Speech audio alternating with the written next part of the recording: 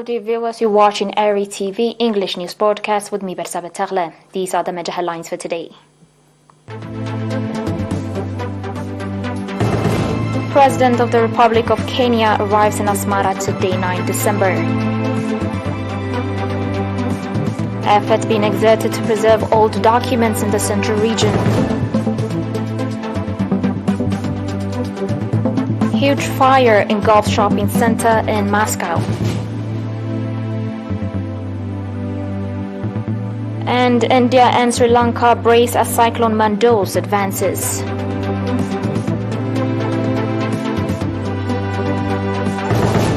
On your local reports, President William Ruto of the Republic of Kenya arrives in Asmara in the evening hours of today, 9 December, for a two-day official visit on invitation of President Isaias Afwerki. Upon arrival at Asmara International Airport, President William Ruto and his delegation were awarded warm welcome by President Isaias Afwerki.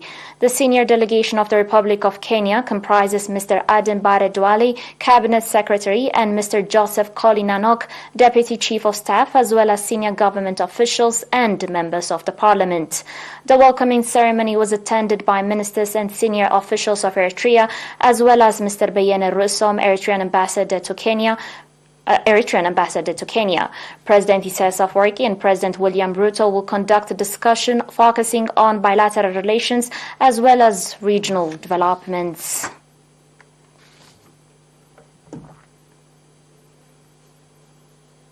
Mr. Mahari Araya, head of documentation in the Central Region, reported that strong effort is being exerted to preserve the over 1 century-old documents under the possession of the region and transfer it to posterity.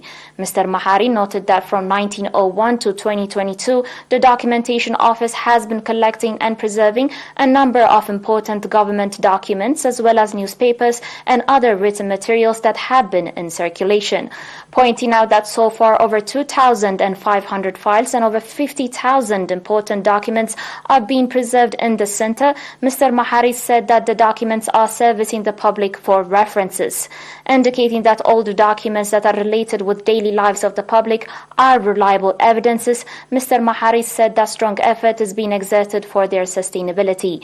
Members of the Documentation Center that have graduated in documentation from College of Mainafhi said that beyond serving at the center and preserving the documents, they have been able to gain a lot about the past history of Eritrea.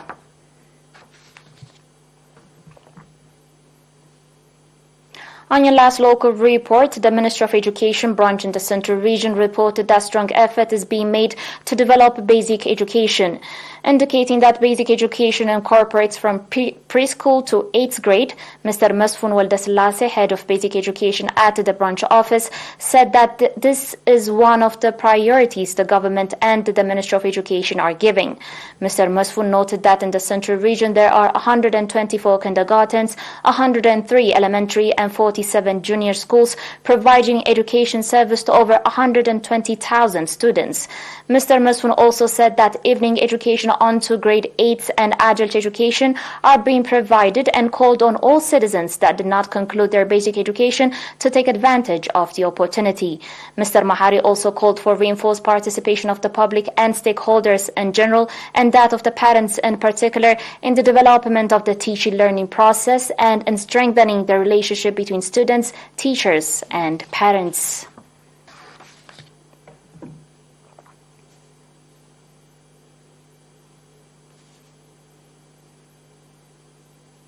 Coming up will be international news, dear viewers, after the short break.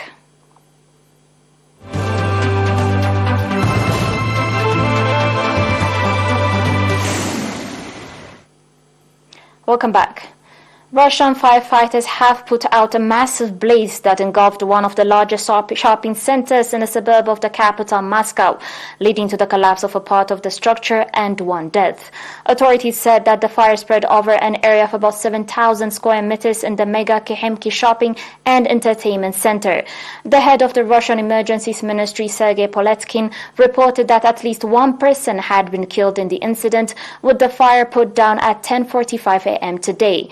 More More than 75 fighters and 20 fire trucks had been sent to the site, emergency services said. The work was hampered due to the design of the building, which is located about 7 kilometers from Moscow's Sheremetyevo airport. Russia's investigative committee, which probes major crimes, said it was looking into the cause of the fire.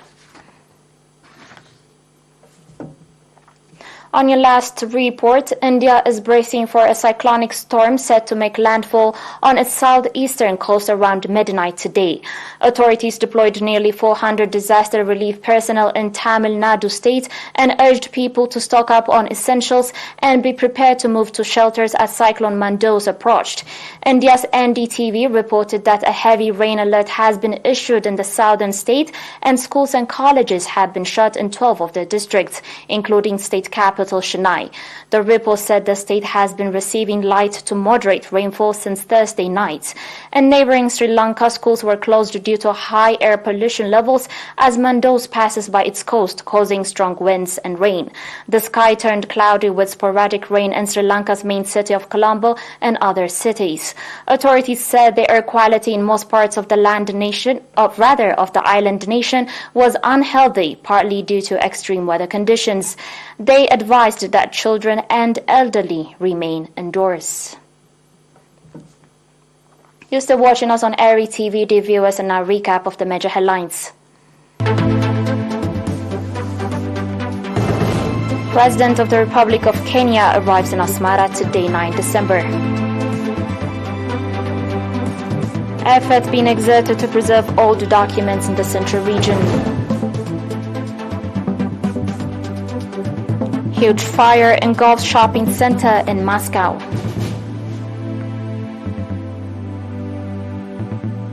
And India and Sri Lanka brace as Cyclone Mandous advances.